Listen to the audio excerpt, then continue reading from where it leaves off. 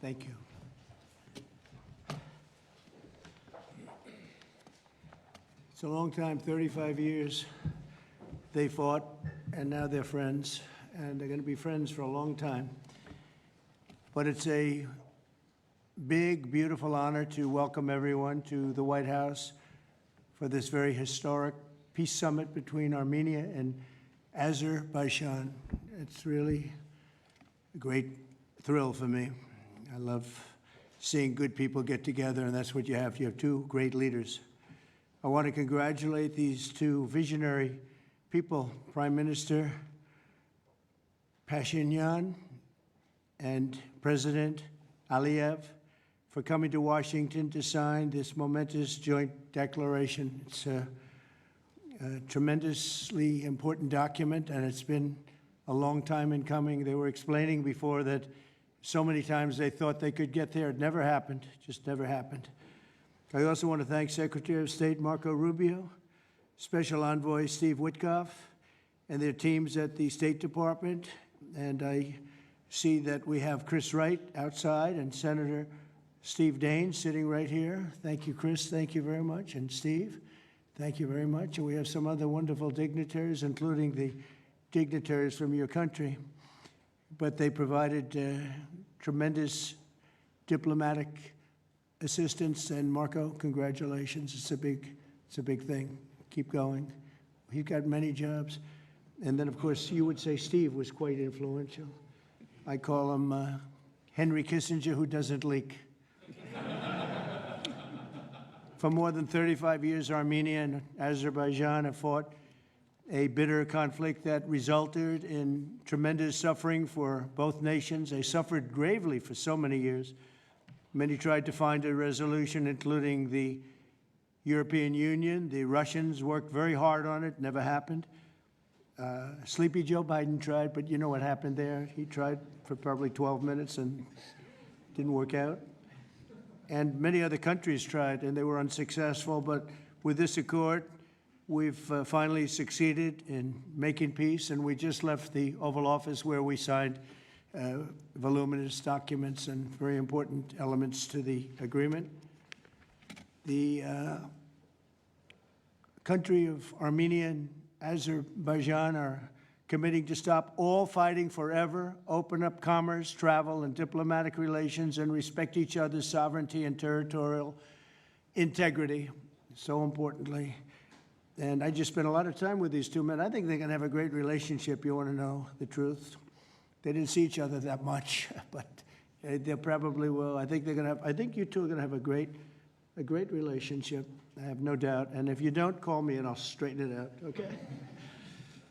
Very importantly, we have also resolved the key issue that foiled previous negotiations. This declaration establishes what they are calling a great honor for me. I didn't ask for this. The Trump route for international peace and prosperity, which is a special transit area that will allow Azerbaijan to get full access to its territory of Nakhchivan while fully respecting Armenia's sovereignty. So they're going to be able to really live and work together, and it's amazing. So that's a very important territory, I guess, very special territory to you, and now they work together. Armenia is also creating an exclusive partnership with the United States to develop this corridor, which could extend for up to 99 years. And then they promise in 99 years they'll extend it, right? You'll promise. But we anticipate significant infrastructure development by American companies. They're very anxious to go in to these two countries, and they're going to spend a lot of money, which will economically benefit all three of our nations. This is incredibly positive news for the future of the entire region, and it's a very important region, as you know. Additionally, the U.S. is signing a bilateral agreement with both countries to expand cooperation in energy, trade, and technology, including AI. And in terms of energy, Chris is here representing our country, and there's nobody better than Chris Wright. And Chris, I understand it's very fertile. It's a very fertile area. So I appreciate everything you've done. You've done amazingly well. We've got the gasoline prices coming way down from where they were. And It's really been something to watch. We are drilling like we haven't drilled in many years. I guess I could say ever before, and we just started. We're also lifting restrictions on defense cooperation between Azerbaijan and the United States of America. The president, that's a big deal. Unless, is that important to you? I think so. That was pretty good. They're very happy about that. So am I. As president, my highest aspiration is to bring peace and stability to the world. Today's signing follows our success with India and Pakistan. They were going at it. They were going at it big, and they were great, two great leaders that came together just prior to what would have been a tremendous conflict, as you know, a nuclear conflict probably. Also the Congo and Rwanda. Now that was one which was going on for 31 years. You have them beat. 35 years you had them beat. But that was going on for 31 years, and we have it all done, and people are very happy. That was a rough one. That was nasty. 7 million people that they know of died. Also, just recently, Thailand and Cambodia, that was one that was just starting. That 2,000 people were dead on the border, but it was just starting. And I was talking to one of the two nations on trade, and I said, I'm not going to sign a trade deal if you guys are going to fight. And I got the other one. And again, great leadership, Thailand and Cambodia. And before it got started, beyond that first couple of days, we stopped the war. And they've had wars periodically, very much as you two have had long-term wars. And we got it stopped. And the two, again, I find in all cases, they're great leaders. If they didn't agree, I would say they're lousy leaders, to be honest with you, but they did agree. And so Thailand and Cambodia, Serbia and Kosovo, we got something stopped that was ready to start. We didn't like that one. We didn't like it at all, and we saved a lot of lives. And numerous others. In addition, as you know, we took out the nuclear capability of Iran. And to use a term that people tried to dispute without any knowledge, it was obliterated. That's been confirmed by the Atomic Energy Commissions, everybody, that's totally obliterated. They might try again, but they're going to have to try a new site because they are, and I want to just say our military, we have the greatest military in the world. We have the greatest equipment and military manufacturing anywhere in the world, nobody even close. And that sort of proved it. So getting rid of that threat from the Middle East was very big. And I think a lot of people are going to be joining right now the Abraham Accords. It's going to be very important. So hopefully we're going to have many more successes. I hope we're not going to have too many more in this field because hopefully we're not going to be seeing too many more wars. But I came in and this whole world was on fire. All these things were sort of happening. We've only been here for 6 months. The world was on fire. We took care of just about every fire, and we're working on another one that you're reporting on very strongly with Russia, Ukraine, and we'll have some more information for you a little bit later. But I want to ask these two very special people. Again, I've gotten to know them. They're very special people, and I think they have the potential to have a great personal relationship, which is always good, but also a great just relationship. And if I might, may I ask you to say a few words, sir? Thank you very much, Mr. President. First of all, thank you for invitation. It's a big honor to be invited by the President of the United States for this historic event. Actually, we are writing a new history in a bilateral interstate relationship between the United States and Azerbaijan. We are starting the path towards a strategic partnership. The Charter on Strategic Partnership will be elaborated within several months, and that is a historic achievement for Azerbaijan, because to be in the format of strategic partnership with the greatest country of the world is a great opportunity and also a very big responsibility.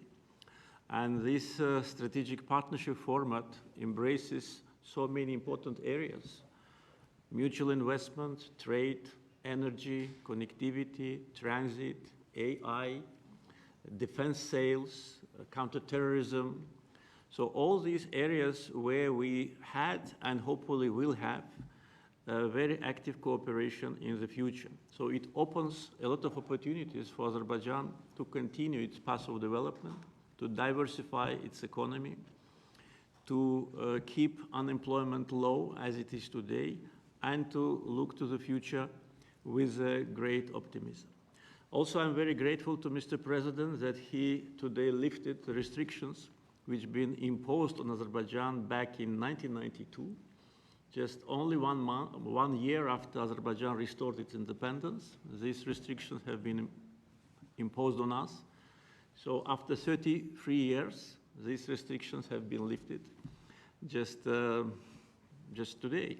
So really, it's a day which will be remembered by the people of Azerbaijan with a feeling of pride and gratitude to President Trump for his attitude to Azerbaijan, for his vision, for not only for our region.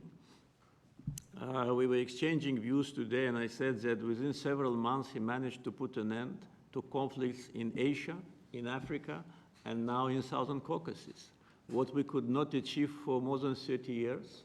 We had to sacrifice lives. We had to fight two very bad wars with a lot of casualties.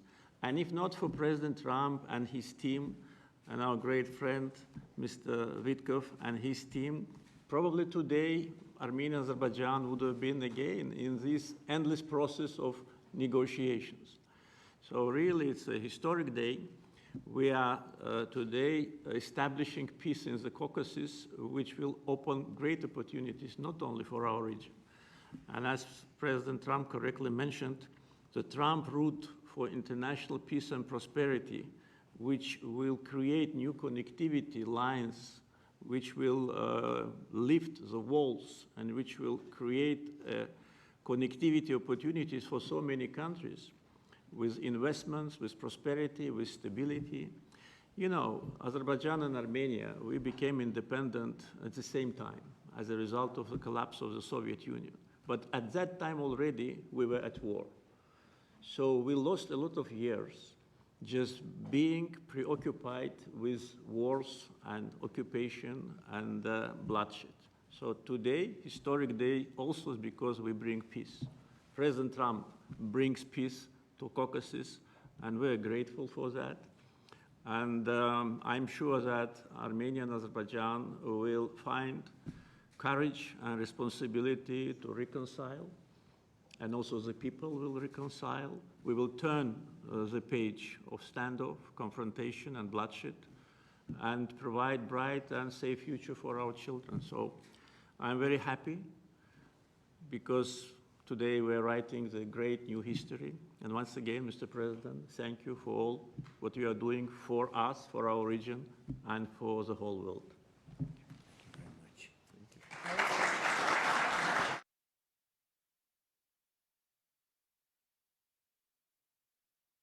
Great leaders. How long have you been in the leadership position? 22 years. 22 years. Yeah. That's pretty good. That means he's tough and smart. And it's an amazing part of the world. Congratulations. Thank What you. a great honor to be involved. Thank you. Very much. Please. Thank you, Mr. President, ladies and gentlemen. Today we have reached a significant milestone in Armenia-Azerbaijani relations. We're laying a foundation to write a better story than the one we had in the past. This breakthrough would be simply not have been possible without President Trump's personal engagement and his resolute commitment to peace in our region. The initiating of peace agreement will pave the way to end the decades of conflict between our countries and open a new era based on the full respect for the sovereignty and territorial integrity of each other. Today's declarations, which President Trump personally will sign as well as witness, gives confidence and assurance that we are opening a chapter of peace, prosperity, security, and economic cooperation in the South Caucasus. In this context, allow me to highlight the agreement on opening transport communications in the region based on the principles of sovereignty, territorial integrity, and jurisdiction. I'm particularly thrilled that together with the US, Armenia will work to bring to life the Trump Road for Peace and Prosperity, a connectivity project that will unlock the entire region. TRIP will unlock strategic economic opportunities that will create long-term benefits. It will promote infrastructure investment, enhance regional connectivity, and strengthen U.S. leadership as a champion of conflict resolution. I want to thank President Trump and his team for brokering this game-changing outcome between Armenia and Azerbaijan. This is a great deal we've achieved today. This is a success for our countries and for our region, and a success for the world, because a more peaceful region means a safer world. This is peace through strength in a neutral. Mr. President, today's great achievement is yet another testimony to your global leadership and your legacy as a statesman and a peacemaker on the world stage. Bringing peace required vision, political courage, and determination. But what is most important is that it requires faith in the cause. As it is said in the Holy Bible, blessed are the peacemakers, for they will be called children of God. May God enlighten this way. Thank you, and my congratulations to all of us, President Aliyev, to you, to all of us, colleagues from Azerbaijan, Armenia, United States, and all the people of our region, all the people of our countries, and my congratulations to the world, because, as I said, it will definitely make the world a better place. Thank you.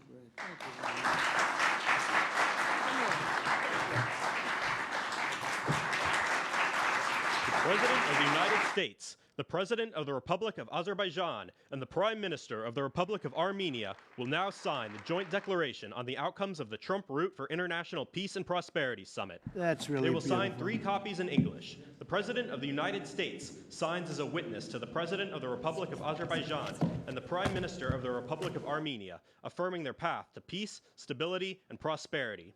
We kindly ask that all guests remain seated for the signing of the documents.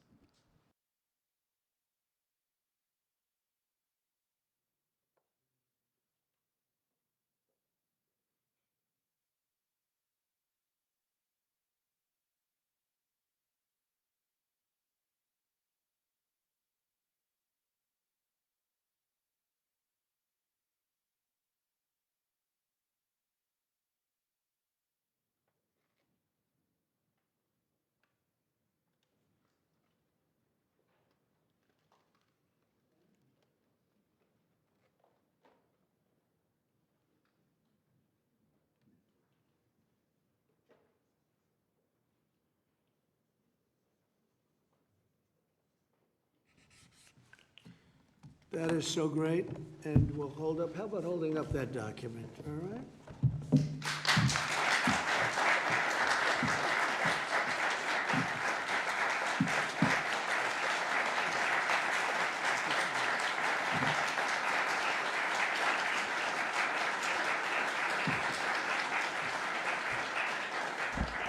Well, thank you. This is really a big day, and we have some other big announcements, but I didn't want to make them because I don't want to do anything that could even in a little way overshadow what's taken place today. 35 years of death and hatred, and now it's going to be love and respect and success together.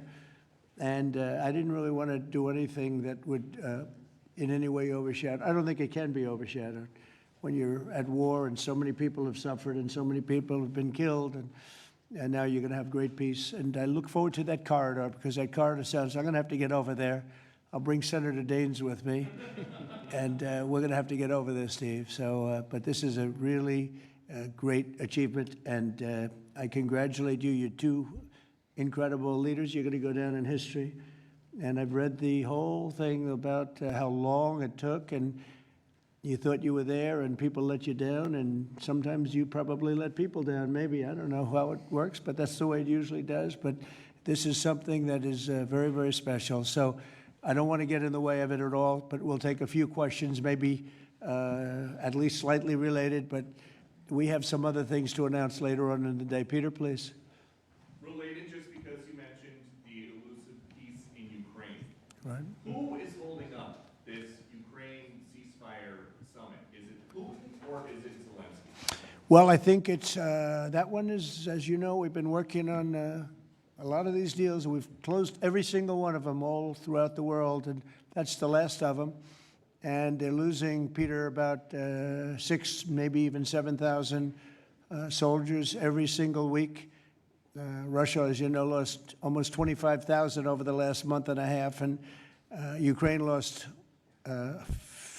just a small number fewer. It's a lot of people are dying, and I think we're getting very close. And we're going to be announcing later on. We're going to have a meeting with Russia.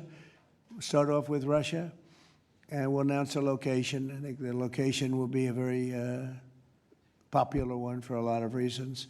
But we'll be announcing that a little bit later. I just don't want to do it now because of the importance of what we just did. And I completely Yes, please, go ahead. follow-up. Are you surprised that Zelensky hasn't figured out by now, in years of war, how to deal with you and to deal with Putin without needing permission to make concessions from his parliament or from a national referendum? Well, he's going out and getting what he needs. You know, he's not authorized to do certain things. I said, well, you're going to have to get it fast because, you know, we're getting very close to a deal.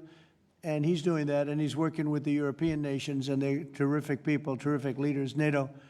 And as you know, I became very friendly with them. They agreed to go from 2% to 5%, 2% that they didn't pay to 5% that they've already paid. It's trillions of dollars. So, you know, we're working together very closely. But no, in all fairness to President Zelensky, he's getting everything he needs to assuming we get something done. But I'll be meeting very shortly with President Putin. It would have been sooner, but I guess there's security arrangements that unfortunately people have to make. Otherwise, I'd do it much quicker. He would too. He'd like to meet as soon as possible. I agree with it. But we'll be announcing that very shortly, okay? And location. Yeah, please. Mr. President, with this meeting with Putin, is this Russia's last chance to achieve peace? And do you expect Ukraine to make any type of territorial concession? Yeah, I don't like using the term last chance. Look, it's, you know, look, this is two very, very smart people. They've been going at it and their predecessors also very smart. They've been going at it for 35 years. It's tough. And, you know, when those guns start going off, it's awfully tough to get them to stop.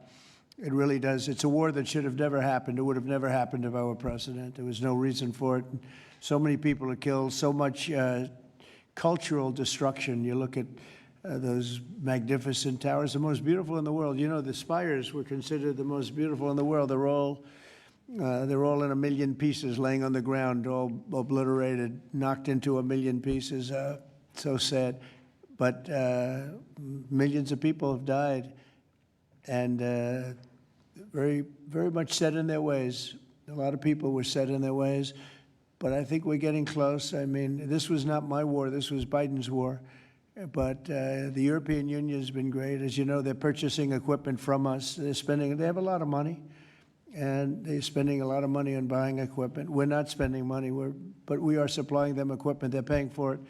And I think, you know, I think that a lot of things happened recently that would make this go forward. I'm not going to mention anything having to do with India, but maybe that had an impact. But what really had an impact was NATO has stepped up in terms of their spending on buying military equipment. You know, we're in for probably through Biden and his people, $350 billion. $350 billion. When they hear these numbers, you're saying that's a lot of money. $350 billion the United States has spent on that. It should have spent nothing because it should have never happened. It would have never happened. And Europe is in for over $100 billion, which is, it should be the opposite. if we were in for anything, but it should be the opposite. And I will say that Europe wants to see peace. The European leaders want to see peace. President Putin, I believe, wants to see peace, and Zelensky wants to see peace. Now, President Zelensky has to get all of his everything he needs, because he's going to have to get ready to sign something, and I think he is working hard to get that done. Will Zelensky have to give up territory, Mr. President?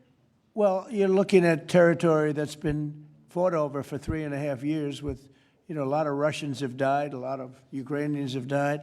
So we're looking at that, but we're actually looking to get some back and some swapping. It's complicated. It's actually nothing easy. It's very complicated, but we're going to get some back. We're going to get some switched. There'll be some swapping of territories to the betterment of both. And but we'll be talking about that either later or tomorrow or whatever. Yeah, please. Say it. If I could ask a question of your guests and also of you. Yeah. Of the guests, will the Armenians from Nagorno-Karabakh be allowed to return? And also, do you have any thoughts on the talk about President Trump winning the Nobel Peace Prize?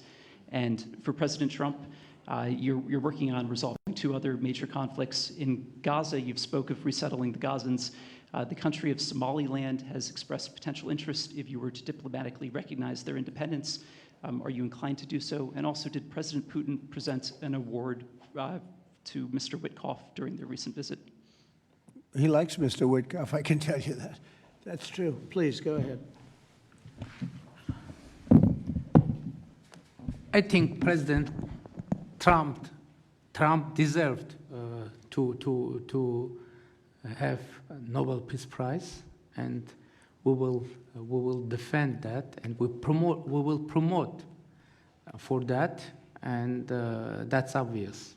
So, and today's event, I think, is a very bright expression of that, and hopefully you will invite us to Front row. You'll be front row. yeah. Thank you very much. We are in favor. Thank you. Thank you. Can I have a suggestion? Yes. So maybe we agree with Prime Minister Pashinyan to send a joint appeal to Nobel Committee to award President Trump with the Nobel Peace Prize, because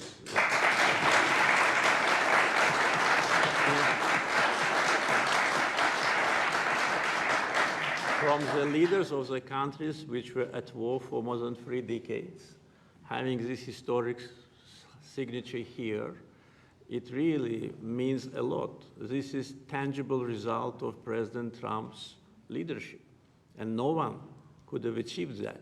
There have been many presidents here since beginning of 90s, and the so-called Minsk process, which, by the way, today we put an end to with my Armenian colleague, started in 1992.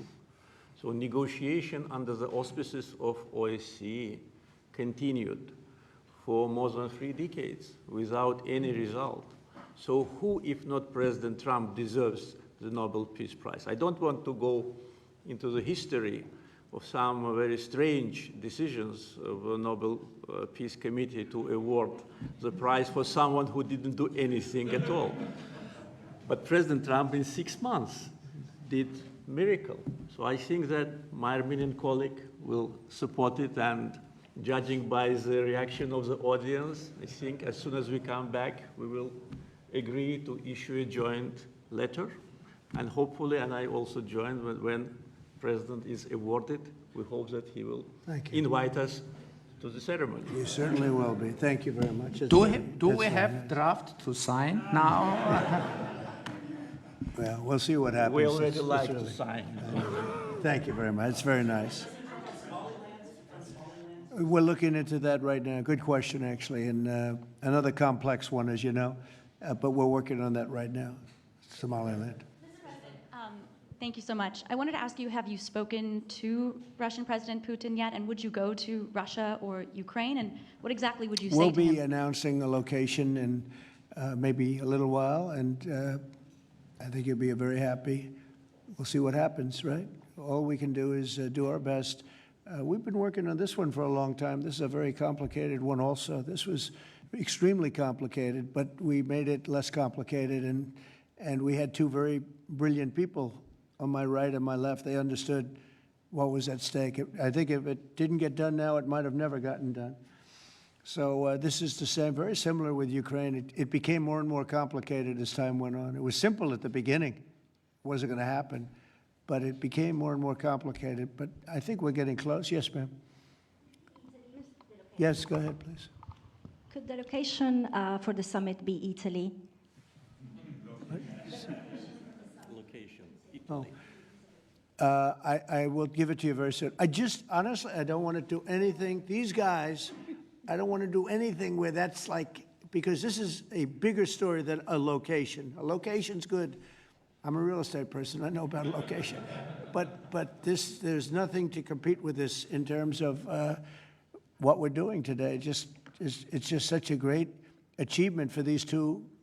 Really, they'll go down as great leaders for what they did. I put them together, but what they have been able, and I don't want to do anything. So we'll talk about it later. Today, we'll give you a location today. And what about the war on the cartels, too? You were talking about sending military forces to fight against the drug cartels in Latin America. Do you think it's worth sending our forces, our U.S. forces there to take this on? Cartels where? Central Latin America. Well, Latin America's got a lot of cartels. They've got a lot of drugs flowing. So, we want to protect our country. We have to protect our country. We haven't been doing it for 4 years. And we love this country like they love their countries. We have to protect our country. So, we're playing a tough game, but we'll have more to say about that soon. Yes, ma'am. Mr. President, I'm Musala from Azerbaijan News Agency Report. So we are grateful to be here. Today you host a truly historic meeting. As a person who values diplomacy and global interaction, do you consider the possibility to visiting Azerbaijan? Actually, you mentioned Azerbaijan and Armenia after this meeting. Well, To visit our countries, do you consider to visit? Wow. which one do I consider better? Both, yes. Both. Oh, I think if I ever said that you would say, this guy couldn't have solved the problem. You know what? I consider them both great, okay? And you know what? They're going to be even greater. But and they're very different in many ways, but they have a lot in common. But they're both great as far as I'm concerned. Yeah, please. It's an interesting question, right? That would have been a hell of an answer if I said, well, I think I like this one or that one. No, we don't do that. Go ahead, please. Mr. President, first of all, thank you for bringing peace to South Caucasus, something that no one has been able to achieve in 35 years. Thank you. That's number one. We also noticed that you think highly of the commitments that the sides have taken on and assumed. However, considering the long history of conflict and the fact that this is not a legally binding document, will there be consequences if at some point one of the sides takes a step back? I don't think it's going to happen. I think it's going to be very good. And I told them, I gave them a personal commitment. If there's, there's always little problems here and there, right? The big ones have been solved. These are the giant ones have been solved. But if there's conflict, they both know they're going to call me and we're going to get it straightened out. They're not going to have a problem. Where are you from? Armenia. Okay, good. Very good. I was wondering. It was a very unusual question. But it's not unusual considering you're from Armenia. If there's a problem, we will get it worked out. I told them both, don't let the problem last. We get it early and we'll get it solved. Good reporter you have over there. Okay? Can I add? Please. Can I add? Yeah. First of all, I'd like to say that today we initialed the peace deal, which was in the process of negotiations for quite a while. The fact that it is initialed here, in the capital #1 of the world, in the office #1 of the world, and in front of the great President of the United States, means that there should be no doubts and no suspicions that any of the sides would step back.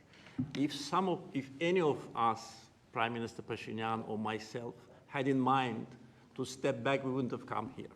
So you can be absolutely sure, as well as Azerbaijani community, that what has happened today will result in peace, long-lasting peace, eternal peace in the Caucasus.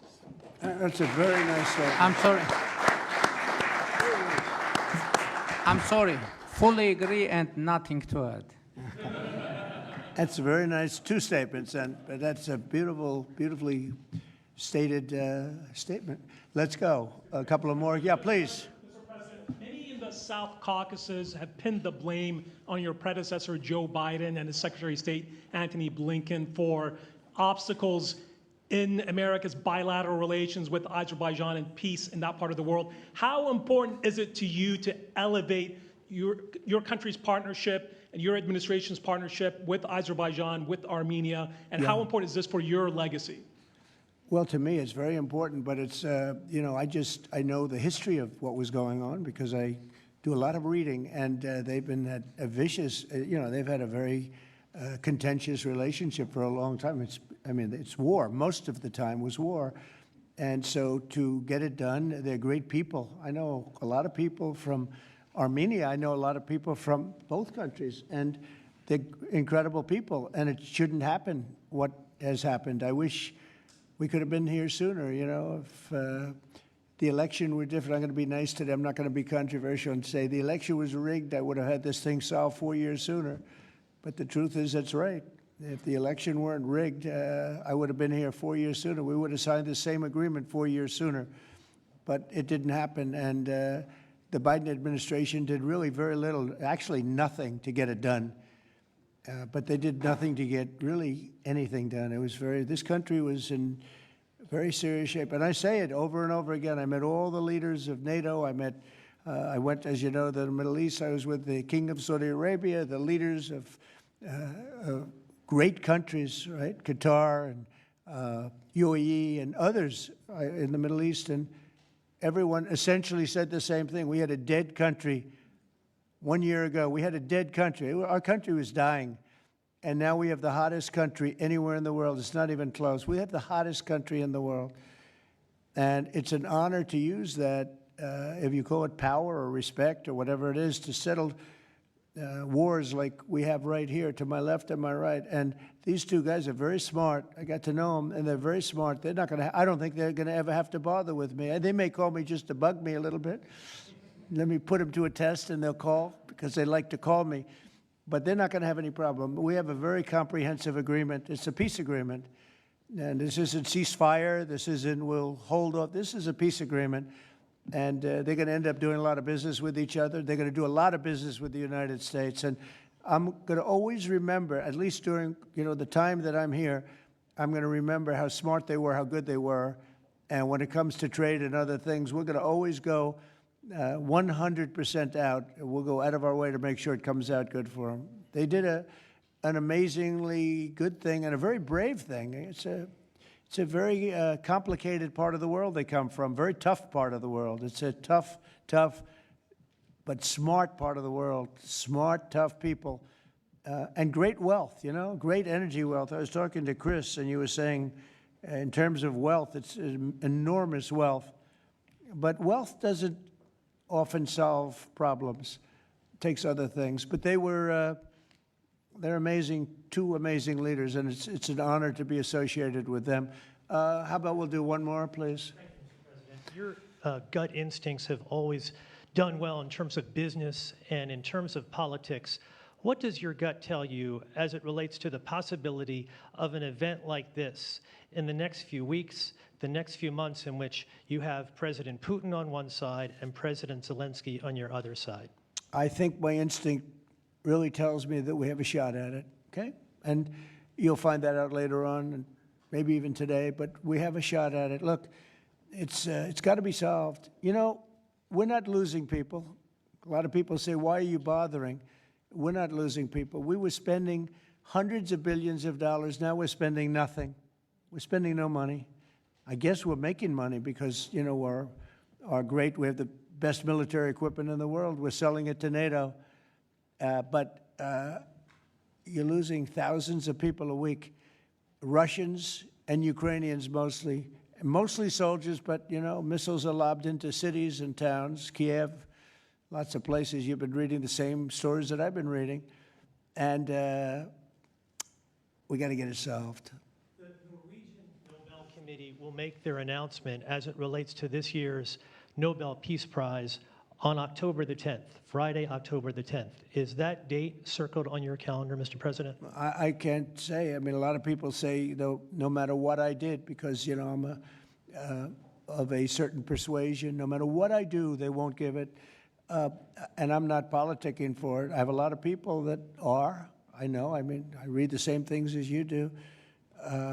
But it would be a great honor, certainly. But I would never politic. I'm not doing it for that. I'm doing it because of, I really, number one, I want to save lives.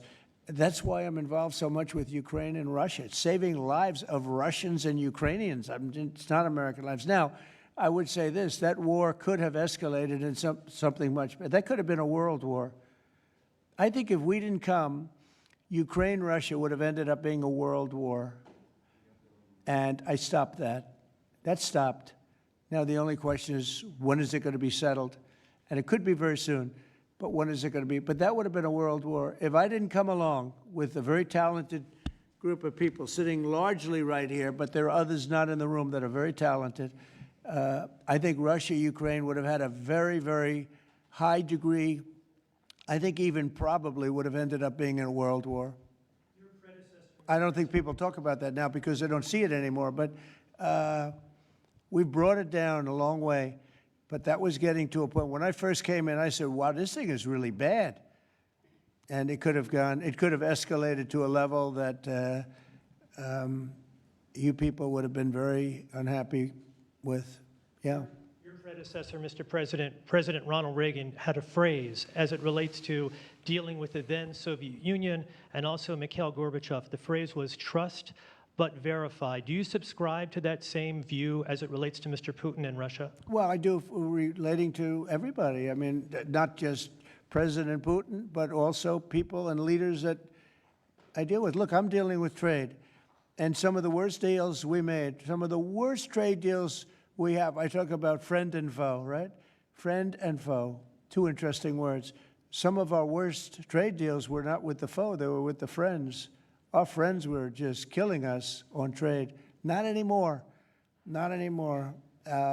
We're taking in trillions of dollars, and we're respected. And we're settling, through trade, even a little bit here, less here than on some, but through trade, I got things settled.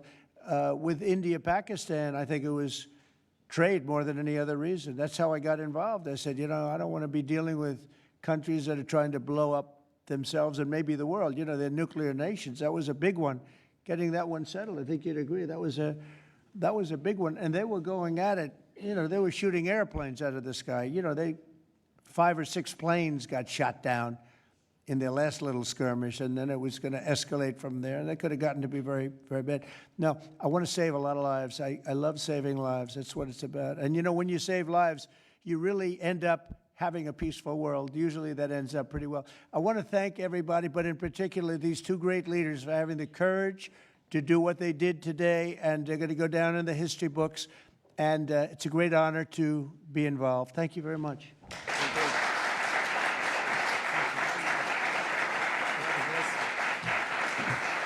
Thank you.